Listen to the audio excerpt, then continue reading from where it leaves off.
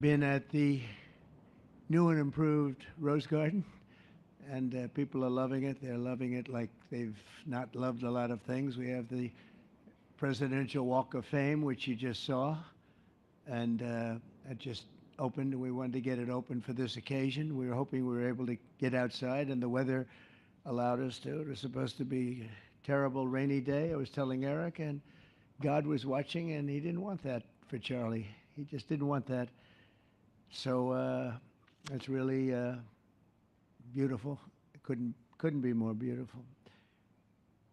Today we're here to honor and remember a fearless warrior for liberty, beloved leader who galvanized the next generation like nobody I've ever seen before, and an American patriot of the deepest conviction, the finest quality and the highest caliber, the late, great Charlie Kirk.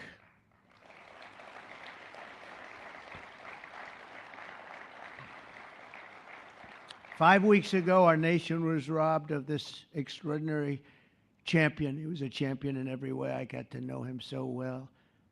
He didn't like losing, and he was able to fight people that were enemies, and he didn't necessarily love those enemies so much. I heard he loved his enemies, and I said, wait a minute, is that the same Charlie that I know? I'm not sure, but I didn't want to get into it. But it was a horrible, heinous, demonic act of murder. He was assassinated in the prime of his life for boldly speaking the truth, for living his faith and relentlessly fighting for a better and stronger America. He loved this country. And that's why this afternoon it's my privilege to posthumously award Charles James Kirk our nation's highest civilian honor, the Presidential Medal of Freedom. Thank you.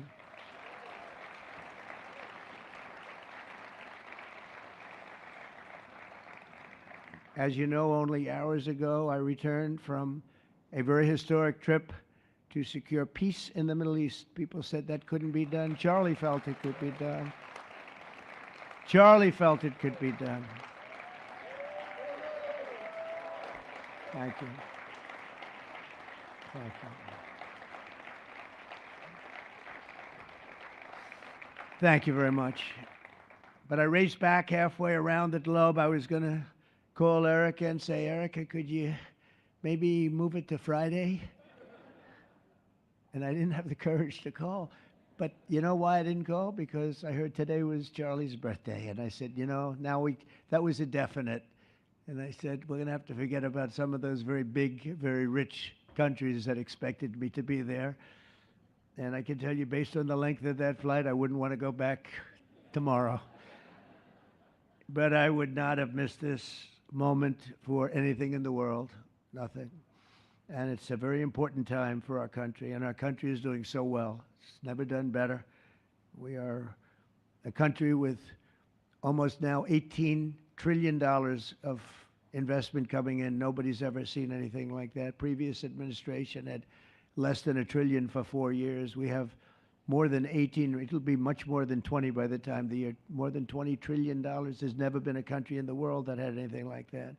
What's happened to our country is incredible in a short period of time. Charlie was a big person for, sir, could we close up those borders, please, a little bit? They're really leaking badly. I said, Charlie, I haven't gotten there yet. But, it came out last 4 months. Literally nobody was allowed into our country. And the only people that were allowed in were people that came in legally. The borders are absolutely stone cold closed. And they reported 0, 0, 0, and 0. So that's pretty good. But he was a big believer. He wanted people in the country more than I did, frankly. He wanted them to come in legally. And he got his wish. October 14th is Charlie's birthday, and he should have been turning 32 years old. I tell you, when I first met him, he was like 22. And I said, boy, he's awfully young. But I thought he was older than that, He looked a little bit older than his age. That's okay, That's not good when you're old, but when you're young, it's great. He had the best of all things, but he was special. But instead, Charlie is attaining a far more important milestone. We're entering his name forever into the eternal roster of true American heroes. He's a true American hero, an amazing person, way, way beyond his years. And I'm honored to be joined by a woman who has endured unspeakable hardship with unbelievable strength, and that's Charlie's widow, Erica. And I just want to thank you, Erica. He loved you so much. I was with him. Oh, please. Thank you, darling. Thank you.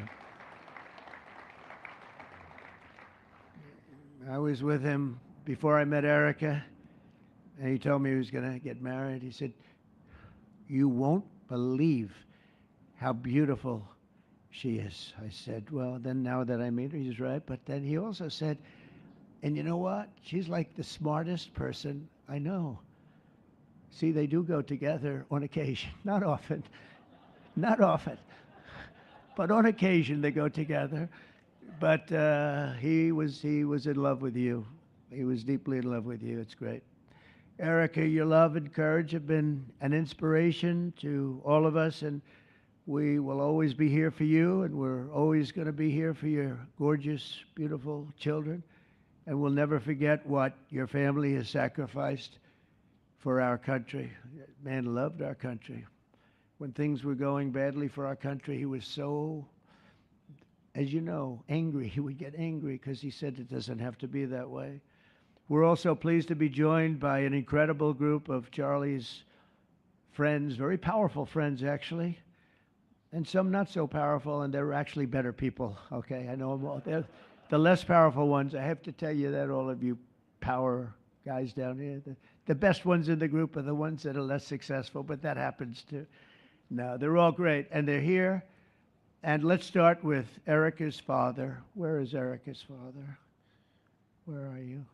Where are you, Dad? Oh, look at him. Wow. I want to get a hat like that, too. I like that. How are you? Nice to see you again. Thanks as well to Vice President J.D. Vance, who's been fantastic. J.D., thank you very much. Great. Doing a great job. Did a great job on Sunday with George Slopadopoulos. Put him away pretty good. Second lady, who's a phenomenal woman, Usha Vance. Thank you very much, Usha. Thank you very much. Great woman. President of Argentina. He wanted to be here. That's Argentina's a serious flight, right? And he's become a superstar, and he's doing amazing things. He's a MAGA person, but it's make Argentina great again. That's what he does, right? And I want you to stand, please, Javier Milei. Doing a great job. Thank you very much. Many members of my cabinet are here. Just about all of them are here. I won't go into every single one of them, but I'll announce a few of the people that have really turned this country around and helped me. Incredible people. Speaker of the House, Mike Johnson. Where is Mike? Mike, what a job you're doing, Mike. What a job you're doing. And I watched you this morning, and you're in there trying to say, look, just let the country open. Everything will be fine. We're dealing with some radical left lunatics. And I would just wish Charlie was here to fight us. I think the fight would have been over already. He would have had a march on the Capitol by people whose average age is about 21, because there's nobody that had that relationship with young people. Right, Mike? So thank you, Mike, for being here. House Majority Leader Steve Scalise. Steve, thank you very much. A brave guy and a friend. House Majority Whip, another terrific man, Tom Emmer. Tom. Thank you, Tom. Senate Majority Whip, John Barrasso. John, thank you very much. You have all these senators. I'm going to get in trouble. I'm not going to read all their names. I'll be reading all day. We'll be talking about Charlie in about 45 minutes from now.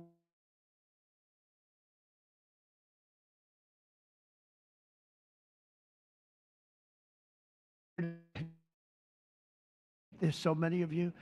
You've really been fantastic. So to Senator Thune, I want to thank you very much. Incredible job. I watched him this morning, and he was out there pounding them this morning on television, too. And John Barrasso, thank you for the work you've done, and congratulations on your success. But I want to thank you all and all of the Congress people that are here. And I see we have our Attorney General here, and you are doing a fantastic job. Thank you very much, Pat. Thank you. Thank you very much. We have everybody. Wow, that's incredible. Okay, I'm not going to do any more. I'm going to be here too long. But I just want to thank you. Have given him such support, but he always gave you such support. That's why you're here.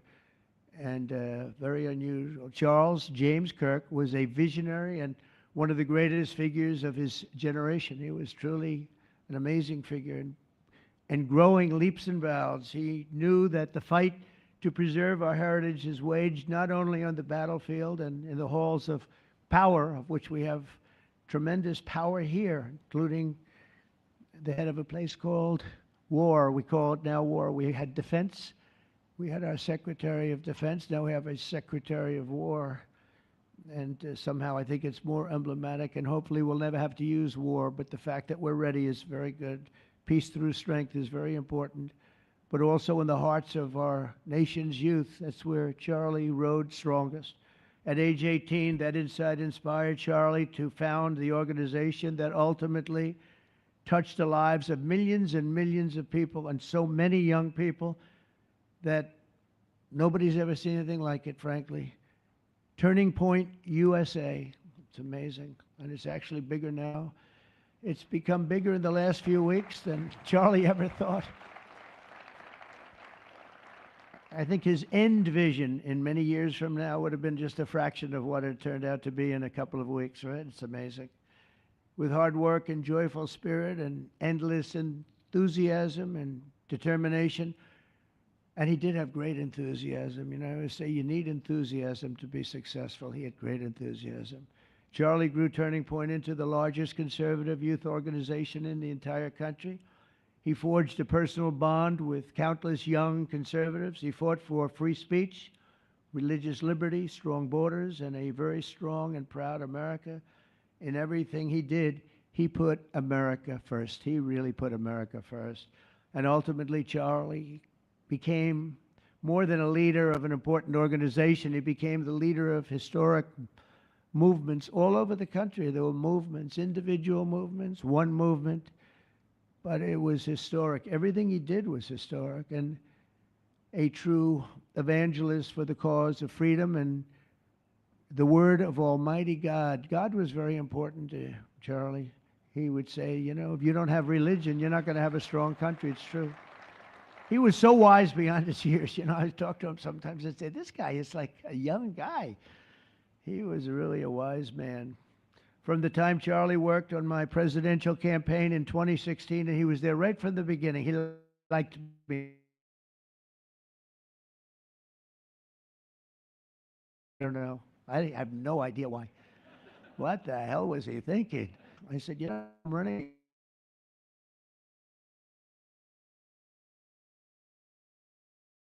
senators and a lot of tough people and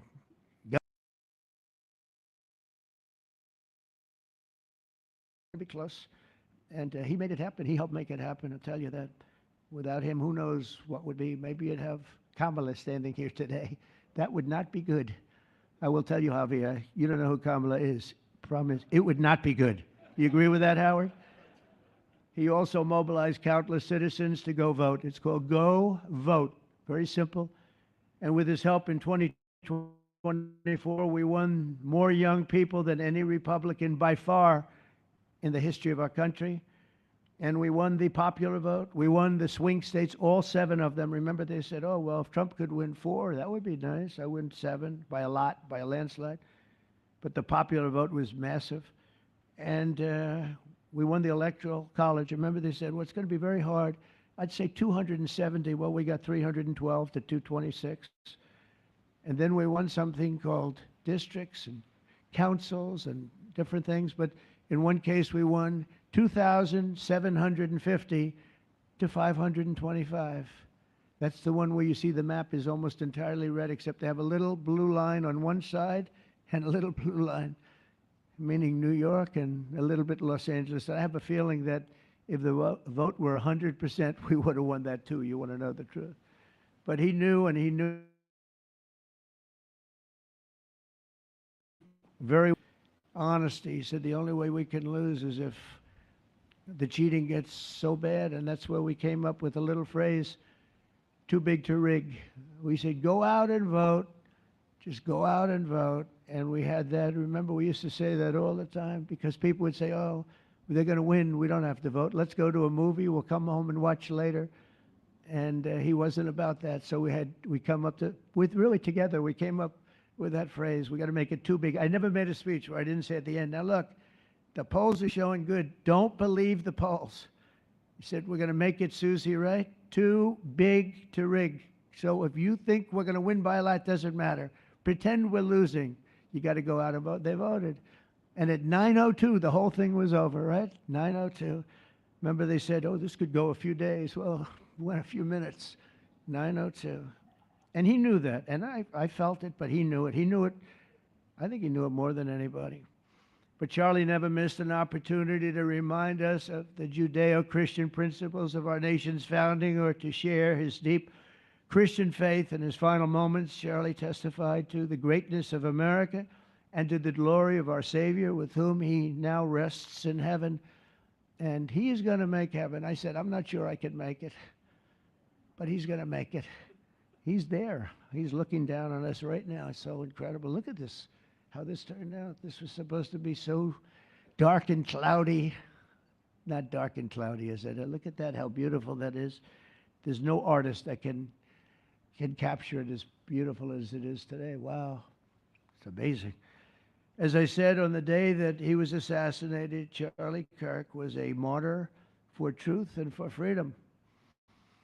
And from Socrates to think, and to St. Peter, from Abraham Lincoln to Martin Luther King, those who change history the most, and he really did, have always risked their lives for causes they were put on earth to defend. He was put on earth to do exactly what he was doing. He didn't want to waste time. He would have been a top student at any college in the country. I know the college as well. He's smarter than the guys there. He was so smart. But he almost, I guess, didn't have the time. He knew what he wanted to do. It wasn't like, gee, I want to sit in the classroom for 4 years listening to people teach me liberal principles, because they were never going to teach him that anyway. But he didn't have the time. He really didn't have the time. But every time the enemies of goodness and virtue tried to silence the voice of righteous and noble leaders like Charlie, they failed. They seem to fail. Ultimately, they look like they're doing well, and then they end up failing, because the truth has been unrelenting over the years, over history. And people like Charlie, it's just they've got a power that others don't have, and very few people will ever have. So today, like those martyrs before him, Charlie's voice, his message, and his legacy are stronger and greater than ever before. They are greater than ever before. Look, this is a horrible event, but it brought out the greatness of Charlie. Nothing could have ever supplanted this. It's incredible, the way people are talking about him. And with great love. I mean, I read so many stories about some of the enemies, but I watch the enemies, and it's hard for them to speak badly about him because they just don't. And then you do have people in the days since Charlie's killing. We've seen exactly why our country so dearly needed his example. We've watched legions of far-left radicals resort to desperate acts of violence and terror because they know that their ideas and arguments are persuading no one. They know that they're failing. They have the devil's ideology, and they're failing, and they know it. They feel it, and they become violent. They seem to become very violent on the left. They've rammed vehicles into federal law enforcement, fired sniper rifles at ICE agents, and me, you know. But I made a turn at a good time. I made a turn at a good time. I turned to the right. Charlie couldn't believe it, actually. He said, how the hell did you make that turn? I said, I don't know. But fired rifles and threaten the lives of our Supreme Court justices, our great justices. They have to be protected. We just issued a lot of money, $60 million, to protect the Supreme Court justices. Very important. We can't let anything happen. In places of worship, we're protecting our people. We've seen that a candidate for Attorney General in Virginia boasted that he would want to see the Republican legislature, a legislator in Virginia, shot in the head and to see his children murdered. He actually said this. And now he continues to run for office, and most people continue to back him, but he said he wants his man shot. He said shot in the head and to see his children murdered. And they keep running. Pretty amazing, right? That's a bad one. Let's see how that turns out, but that's a really bad one. Nobody's heard that one before. Especially in the wake of Charlie's assassination, our country must have absolutely no tolerance for this radical left violence, extremism, and terror. We're done with the angry mobs, and we're not going to let our cities be unsafe. We're going to make sure our cities are safe. When you have Chicago, where they had 4,000 people murdered over a very short period of time, 4,000 people, and then we have a governor stand up and say, oh, things are going swimmingly. No, they're not. We're going to make Chicago safe, just like we're going to make, look what we did in D.C. It's so nice that we started here, because this was one of the most violent places in the United States. It'd be dangerous to be right out here. But you couldn't go to a restaurant. The restaurants were all dying. The whole place was dying. You'd have these gorgeous, look at the Washington Monument over there. You'd have these gorgeous buildings and monuments and structures. And people were afraid to leave their apartment. They were afraid to go to work. They'd get into an Uber, and they'd feel safe, and then the Uber would be attacked. They thought they made it to safety, and then the Uber was attacked on the trip in.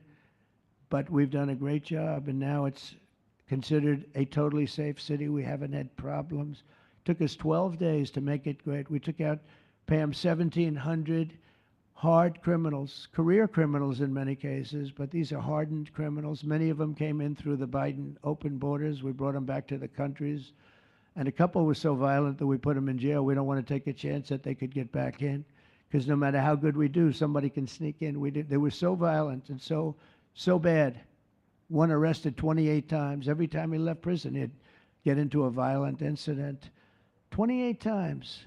And we put him away for a long time. But we're done with the angry mobs. We're done with it. This is such an unbelievable place right now. You take a look where you can walk down the middle of the street with your wife or your husband. Your children can walk. They can walk alone. It doesn't matter. They can walk anywhere in Washington, and they're safe now. If this were a year ago, they'd have a serious chance of being badly hurt, even killed. They'd come in from Indiana, they'd come in from Iowa, they'd come from Florida to see their nation's capital, and somebody would have to call the parents, I'm sorry, but your son or your daughter's been killed. Not anymore. You hear those sirens going off? That's good. That's a good sound. That means they either got the bad guy or they're going to stop the bad guy. You didn't hear that sound because nobody wanted to do anything. Nobody, listen to the beauty of that sound. Seriously. And that's the real deal sirens. They're not politically correct sirens. You hear them, they're about 3 miles away. That's great. What a beautiful sound. They're stopping crime. That's what they're doing. So we're done with the voices of fools. They're fools. And death threats, and we're going to make our cities safe. And I thought it was Charlie's, one of his biggest dreams was that he couldn't believe it. Chicago's going to be a great city again. We've already, we sent people in there 6 months ago, and this governor said, well, crime is down. Yeah, that's because we had the FBI in there for 6 months, just preparing it for the bigger surge. And they've done a great job, the cash and the FBI. They've done a great job, and they love doing it, They love being able to do it. They were restricted from doing it. They couldn't do anything. And now they're totally unrestricted. All they have to do is stop crime, and they're doing it. By the way, Memphis, as you know, you heard they went in about a week ago, one of the most dangerous places in the country. It's really in the world. It's not just the country. They have very few cities that would compare to some of these cities. You go to Afghanistan, you say, oh, that's unsafe. Well, the crime numbers are much better than the crime numbers in places that we have. So Memphis, I understand, is doing unbelievably in 1 week. It's like a different place. And this took 12 days, and then after that, we just perfected it. But after 12 days, we had good safety here. After 1 month, it's like, it's really amazing. And by the way, restaurants are booming. Restaurants are opening up. The big problem we have, you can't get into a restaurant in D.C. anymore. So they're opening up. It's a beautiful thing to see. It's called safety. It's called law enforcement and letting them do their job. And that's why I said last month that I have directed the Attorney General and the Department of Homeland Security to confront the very real threat of left-wing terrorism in our country. It's a real threat. Not when you confront it, it's not, because they're not brave people. In fact, they're cowards. When you confront them, they immediately fold. You have to see them fold. You have to see them crying. They fold. But it includes dismantling the networks that fund them and finance them, and we're finding out who those networks are. We already know quite a few of them. When you see these violent incidents and then you see people holding this gorgeous sign with beautiful wood, beautiful cardboard, wood, everything's perfect paint job, and they're all the same. There are thousands of them. You know that they weren't made in the basement out of love. They were made by anarchists, and in some cases wealthy. I'll probably find some of my nice friends that are up there being so nice to me, especially lately. They're being very nice. But it surprises you who they may be, and you almost wonder why would they do it? But they're hurting our country, and we're really taking it back one by one. If we didn't go into Los Angeles early on in the administration, the commissioner, the chief of police, Los Angeles, said if they didn't go in, we would have lost our city. Now, they already lost 25,000 houses to fire because they wouldn't let the water come in from the Pacific Northwest, which they should have done. I said, you better do it. They didn't do it, and we had 25,000 homes where they had no water in their sprinklers, they had no water in the fire hydrants. It would have been a different kind of a thing if they did what they were supposed to do. We had to break in. We broke in and had the water come down. They actually, they said for the environment, great, they lost 25,000 houses. It's incredible. But the commissioner said without the federal government and President Trump's intervention, we would have lost the entire city. And we have the Olympics going there soon. I got the Olympics. We have the Olympics. We have the World Cup. And we have, most importantly, we have the 250th anniversary of our country. That's going to be most important. And all of these things are happening. And we're going to have safe cities. We're going to have very, very safe cities. So 1 month after Charlie's death, we still feel the terrible shock and the pain of his loss, like just about nobody I can think of. Charlie Kirk was one of a kind. He was unstoppable. And he really was. Boy, when he had an idea in his head, oh, he would call me, sir, please, you haven't done it yet. I said, Charlie, relax. Just relax. He didn't relax. He'd call me the next day again. It got it done. But he was like indomitable and always will be. He's really irreplaceable. Nobody going to replace him. But they're going to do great. But you can't replace that kind of person and that kind of talent, frankly. The word talent is an important word, but that kind of talent. So we hold his memory in our hearts forever. Every single day of this administration, we will continue to carry out the mission for which he lived, and he really did. He lived for this country. He lived for his wife and his family, but he lived for this country, too. In Charlie's honor, we will continue like we have been to fight, fight, fight, and to win, win, win. We're going to win so much.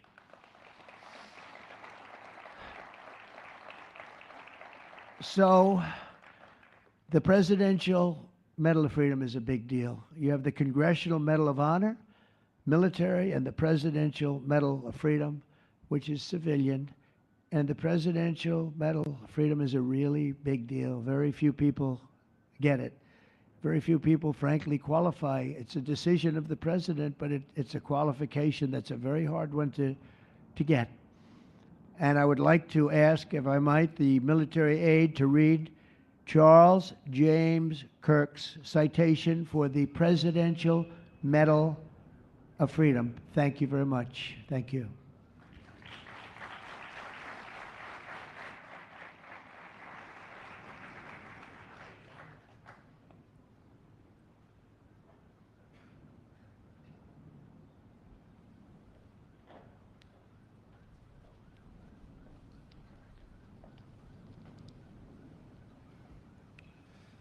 The Presidential Medal of Freedom is awarded to Charles James Kirk. Accepting on behalf of Charlie is his wife, Mrs. Erica Kirk.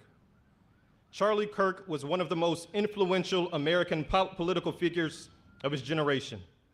At just 18 years old, he founded Turning Point USA and grew it into the largest conservative youth organization in the nation. For over a decade, he tirelessly traveled the country leading a movement to restore respect for our founding principles, reawaken our national identity, and inspire a renewed spirit of religious devotion. He was one of the great debaters and communicators of his time.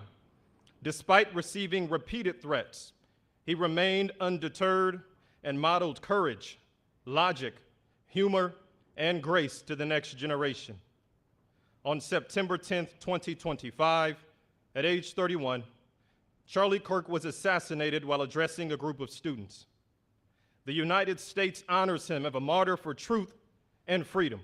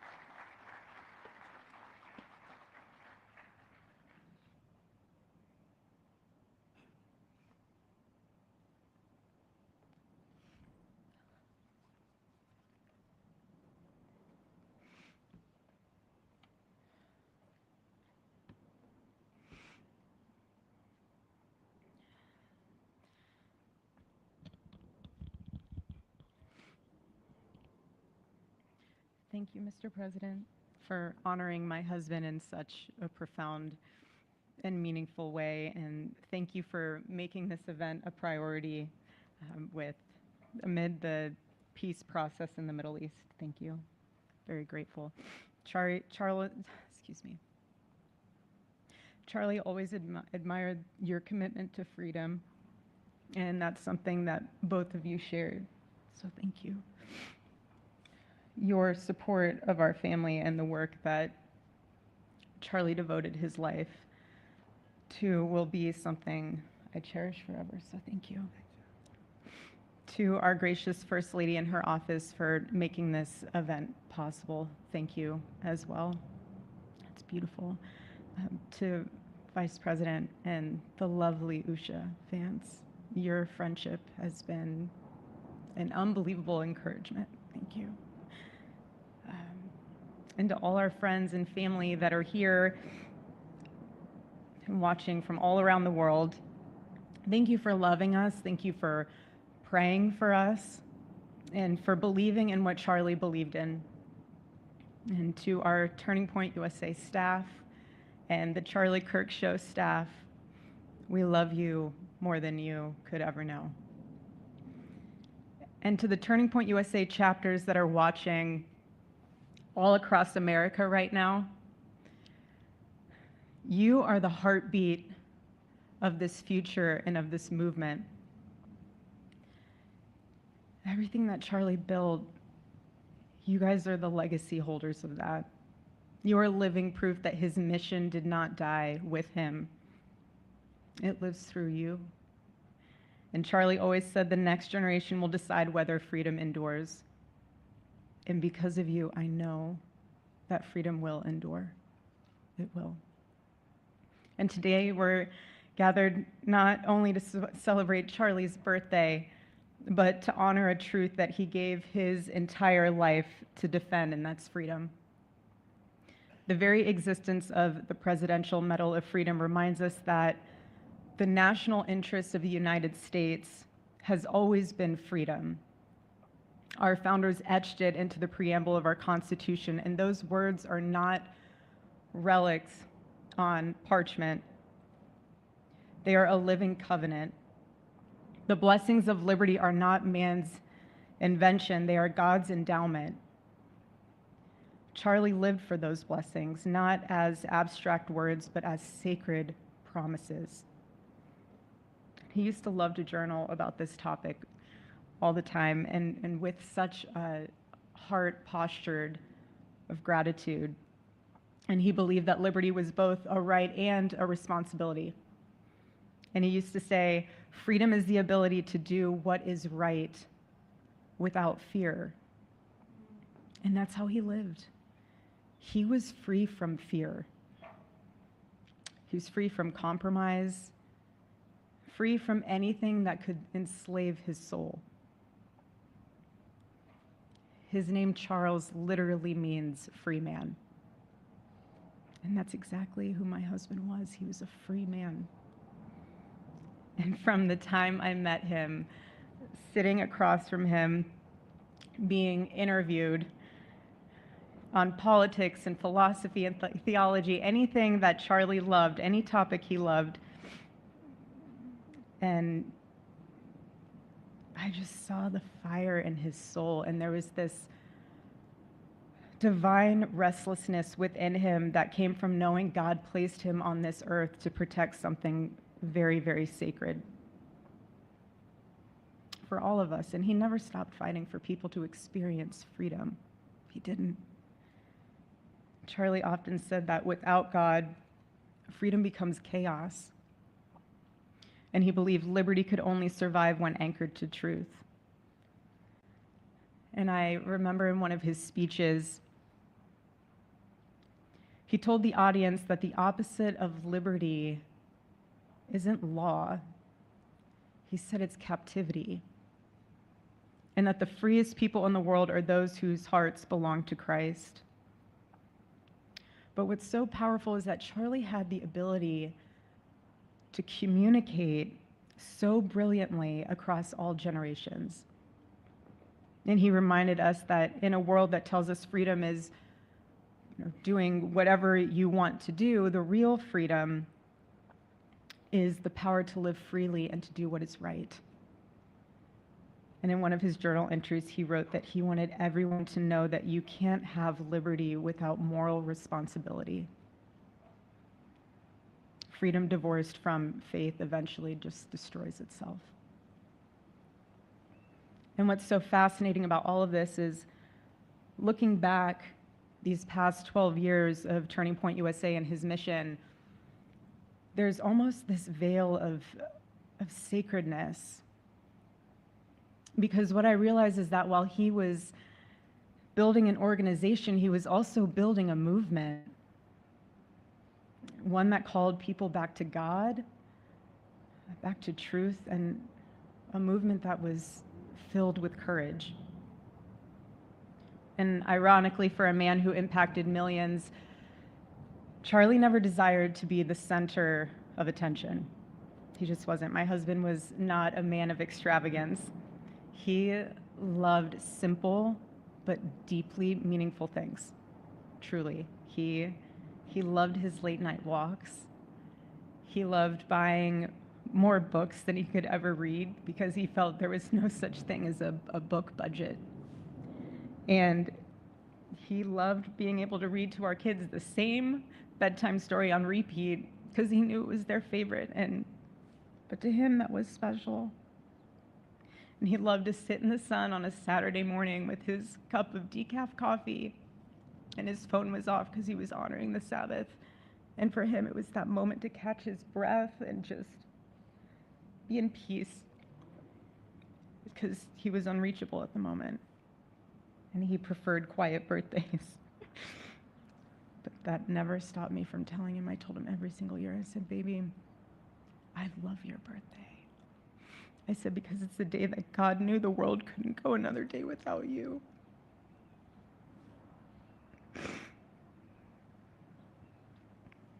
And so the rhythm of our usual birthday celebration for him was mint ice cream, mint chocolate chip ice cream. He only had it twice a year, on his birthday and 4th of July.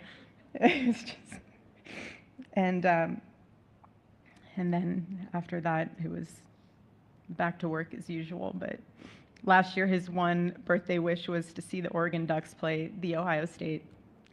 And they won. Oregon won that night. And it was by far one of the most memorable nights of his birthday experience of his life until today. And so, honestly, President Trump, I have spent 7.5 years trying to find the perfect birthday gift for Charlie. And it's so difficult. And those of you that have spouses or loved ones, you know how difficult it is sometimes to buy a gift for someone that you love, because he wasn't a materialistic man, so that also did not help. But now I can say with confidence, Mr. President, that you have given him the best birthday gift he could ever have.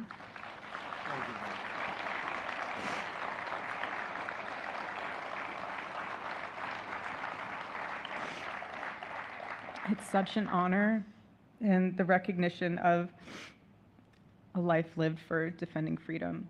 And that's what Charlie fought for until his last breath. And it was written across his chest in those final moments on one of his simple t-shirts that always carried a message, and this one bearing a single word, freedom. That was the banner over his life, and that shirt was a declaration. The same declaration he made in every speech, every campus visit, every time he shared the gospel at a church, every sleepless night that he would spend praying for the youth of this nation and planning for the future of our country, and just impressing upon them that when we defend liberty, we defend the soul of our nation. My husband never told anyone what to say. He never did. He never told anyone what to say. He would just encourage them to think. He would encourage them to think outside of the traditional political labels. He would want them to think in a way that was anchored in wisdom and truth. But he would never tell anyone what to say. Charlie wasn't content to simply admire freedom. He wanted to multiply it. He wanted to multiply freedom. He wanted young people to taste it and to understand it and defend it. He wanted them to see that liberty isn't self-indulgence, it's self-governance under God. He wanted them to see that. And every day I'd see him getting ready for work. He'd put on his cross necklace, he'd put his ring on his finger. And the boldness in his demeanor was always fearlessness. He wasn't afraid. He was never afraid. In his daily actions, whether in office or on campus or at a church, it was always without fear. That was his creed. That is how he lived out every single day. He didn't fear being slandered. He did not. He didn't fear losing friends, I can tell you that. He didn't. He didn't care. He stood for truth and stood for freedom, and he did not, everything else was just noise to him. And it's because his confidence in Christ was absolute. That's why. There was no limit to what he would have sacrificed to defend freedom for all. And if the moment had come, he probably would have run for president, but not out of ambition. He would only have done it if that was something that he believed that his country needed from a servant's heart standpoint. And Charlie lived only 31 short years. No, he's 32, but on this side of heaven, but he lived. He lived every single second he lived. He filled every single day with purpose, and he fought for truth when it was unpopular. And he stood for God when it was costly, but that's what we're called to do. Surprisingly enough, he did pray for his enemies, which is very hard, but he did. He did. He did. No one else, I mean, I saw him do it. No, he never did it in front of anyone else, but I can attest to that. But he also loved people when it was inconvenient. And he ran his race with endurance, and he kept the faith. And now he wears the crown of a righteous martyr. And for me and for our children, the truth really steadies our grief, because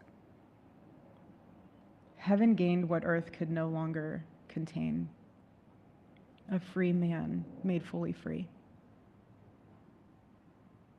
to all watching, this is not a ceremony.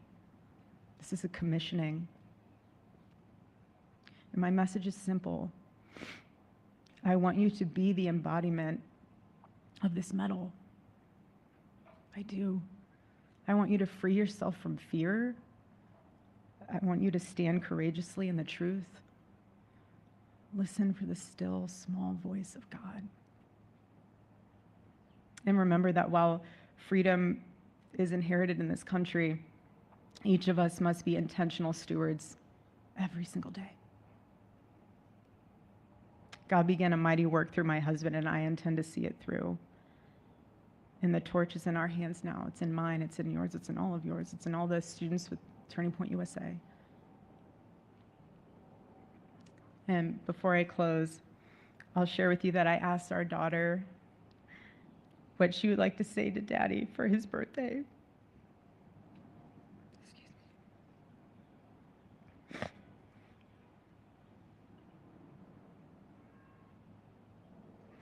She said, "Happy birthday, Daddy. I want to give you a stuffed animal.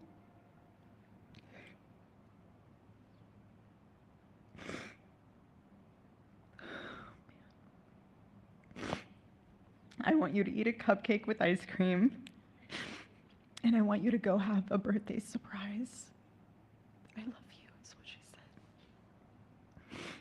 And while our son is precious, he can't yet speak, in classic Kirk family fashion, his actions spoke louder than his words, and his gift to you, Charlie, and myself for that matter, was deciding to become the man of the house and be fully potty trained at 16 months.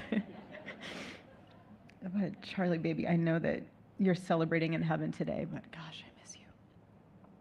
We miss you. And we love you, and we promise we'll make you proud. And Charlie's life was proof that freedom is not a theory, it's a testimony. He showed us that liberty begins not in the halls of power, but in the man of a heart surrendered to God. And so today, as we honor Charlie with this incredible Presidential Medal of Freedom on his birthday, I stand here with tears and just a humbled heart and spirit, because his story reminds us all that to live free is the greatest gift, but to die free is the greatest victory. Happy birthday, my Charlie. Happy Freedom Day. God bless